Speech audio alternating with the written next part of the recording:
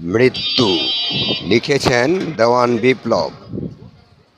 মানুষ তোমরা পৃথিবীতে যতই করো থাকার ইচ্ছা, মৃত্যুর হাত থেকে বাঁচতে পারবে না। বেঁচে থাকার জন্য শুধু করতে পারো বৃথা চেষ্টা। ইট, কাঠ, সুরকি আর আরও কত আভিজাত্য উপাদান দিয়ে গড়েছ তোমার কত সুখের বাসভূমি। এসব একদিন পড়ে থাকবে, থাকবে না শুধু তুমি। মানুষ তো নিছক একটা জলের ফোঁটা। এক ফোঁটা পানি যেমন পুকুরে পড়ে তার অস্তিত্ব হারিয়ে ফেলে, তোমার অস্তিত্ব পৃথিবীতে একদিন থাকবে না।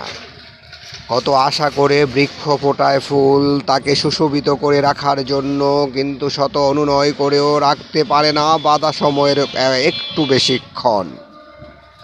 দুর্বা ঘাসের শিশির বিন্দু দেখা যায় হিরে মুক্ত। সূর্যোদয়ের পরেই তারা হয়ে যায় অদৃশ্য। রাতে ফোটা বকুল, হাসনা, হেনা আরও কত ফুল ভোরেই ঝরে যায়, আর সেই সাথে নিভে যায় তাদের জীবন প্রদীপ।